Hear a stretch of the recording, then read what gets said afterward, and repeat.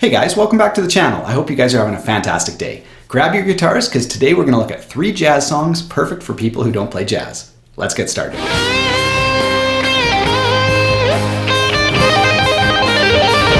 So today's lesson is part 2 in our Jazz 101 series. If you missed the first lesson, I'll put a link to it above there. You can watch that one first. We go through some of my favorite jazz voicings, and there's a worksheet to go along with the lesson that gives you guys progressions to practice and a couple songs to work through. But today we're going to look at 3 of my favorite introductory jazz songs that use the chords that we learned in lesson 1. Let's take a look. For today's lesson, we're going to use this super cool Godin multi-act nylon string guitar. Plays and sounds beautiful, so I'll do a full demo of it in the future. But that being said, let's start with our first jazz song. All right, our first song is Stormy Monday. Now this is a great place to start because it's essentially the 12-bar blues, just with jazz chords substituted in. So we'll have our root chord, our 4th, our 5th, our turnaround chord, all the things we know and love about the blues, just with a jazzy flavor to it. So this song's been covered by all the jazz greats and even blues players. You can look up Eric Clapton's version of Stormy Monday. He just blues solos the crap out of it. It sounds unreal. So to solo over top of this song, you don't need fancy jazz phrasing or intricate arpeggios or anything. You can just use your existing blues scales and have a great time playing along with the song. So I'm going to make the arrangements that we use today available for download on the store, so you guys can follow the link there and print off the paper copies if you feel so inclined. Otherwise, it'll all be on the screen. So let's get started. For Stormy Monday, we only need 5 shapes. We need the dominant 7. You could play it like this, of course. We need the minor 7. We need the 7 sharp 5. We need the 9 chord in A form. And we need a diminished shape as well. So there's our 5 shapes. You can pause the video and learn them if you haven't already. But let's just jump into the song. For the rhythm, we're going to stick with the basic quarter notes so you guys can just focus on the chord shapes. Here we go.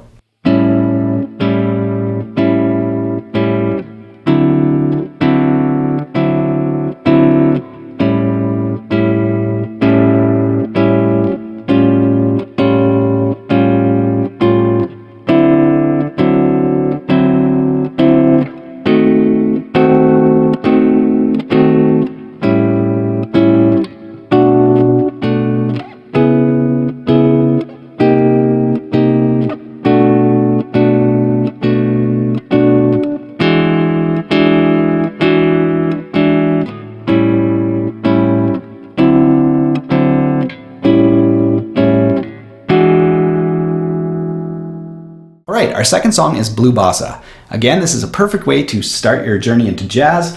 We've got 5 shapes only. We've got a dominant 7, same shape as we used in Stormy Monday. We've got the 7 sharp 5, which we also used in Stormy Monday. For our A form chords, we've got a minor 7. Now you guys can play this one like this if you want to avoid the bar. Either way is totally fine. We've got a major 7.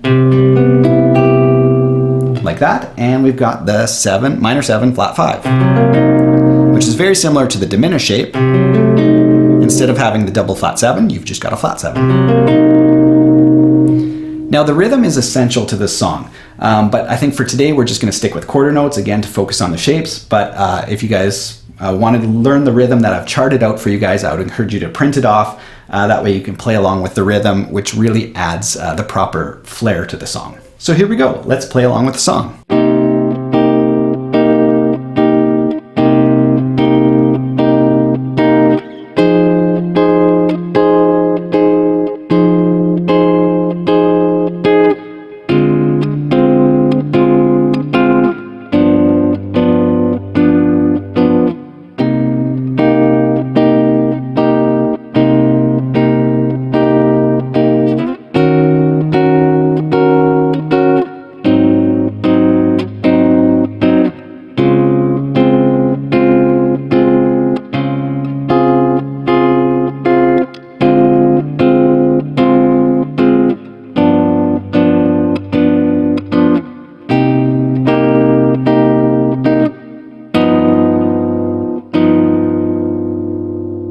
And then once you guys have mastered those chords, along with the rhythm, it sounds like this.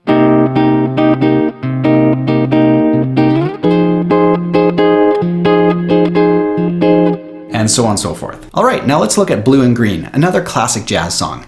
Now this one's a little bit different. It's a 10-bar pattern, so it sort of just seems like a stream of jazz chords that sort of never ends, and it's hard to tell where it begins and where it stops, which is a hallmark of certain jazz styles, so it's good to know. But yeah, I've added a little arpeggio, triplet arpeggio at the end, sort of just to let you know where the final bar is and where it loops back to the beginning. But this is just like a really classic, slow jazz song. Now we're only going to use 5 shapes again, so we're going to use our minor 7, our 7 sharp 5. This time we've got a major 7 in E form, looks like this. Now you could play it as an A minor shape with your thumb as well. Either way is totally fine. We've got minor 7, and we've got a dominant 7. So there's our 5 shapes. Let's take a look at the song. Again, the rhythm is important, but for now, we'll just stick with the basics.